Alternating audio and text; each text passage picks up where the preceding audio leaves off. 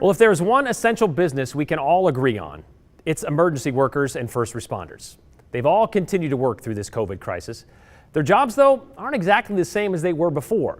Take, for example, firefighters. They work extensive shifts, living together in very close quarters sometimes. So how have they had to adapt to their new normal? Joe Paris spoke with the Boise Fire Department about what is changing about their job during a pandemic and what is their plan of action to prevent coronavirus cases from popping up in their stations. We're used to sitting down and having dinner at the dinner table in the kitchen. And, we've had to adjust and be able to do that 6 feet apart. Just like your family, the pandemic has forced the Boise Fire family to make important changes. One example for them, their firefighting gear. That's been one of the big changes, of course, is wearing the full personal protective equipment on every single call that we go on.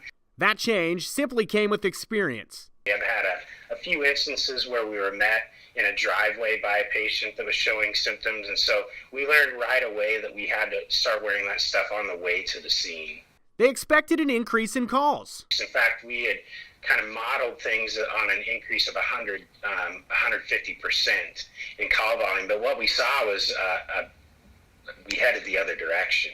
Firefighters are working 48-hour shifts, and during that time, they're also hyper aware of each other. They have to social distance in the stations too, and the station, they're living there together for 48 hours, and so wearing masks, when they can't appropriately social distance has been a challenge. But so far, so good. We've had 11 members tested so far.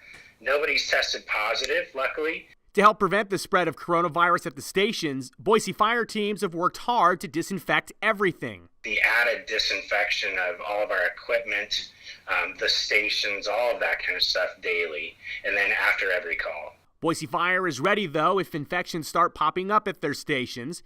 They learned a lot from watching fire teams in Seattle. They lost a station worth of people that were out sick, and so we put plans in place in early March to start addressing that. We're covering a lot of that with the disinfection that we're doing. We do have some agreements with cleaning companies to come in and do a deep clean on a station if we had somebody that tested positive while they were on duty.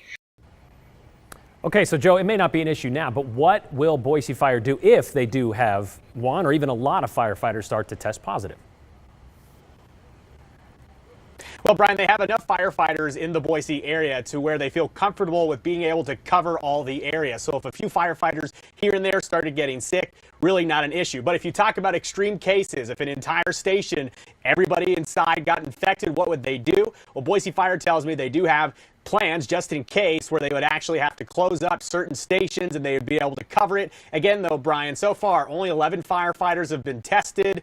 Out of those, 0 positive cases. So for now, they're keeping an eye on it. They're going to continue to disinfect stuff. But Brian, be assured, there are plans in place if things were to get very dire. Yeah, it'd be taking care of a lot of shifting of shifts, I'm sure, and just keep our fingers crossed that they don't have to cross that bridge when we get there. All right, thanks, Joe.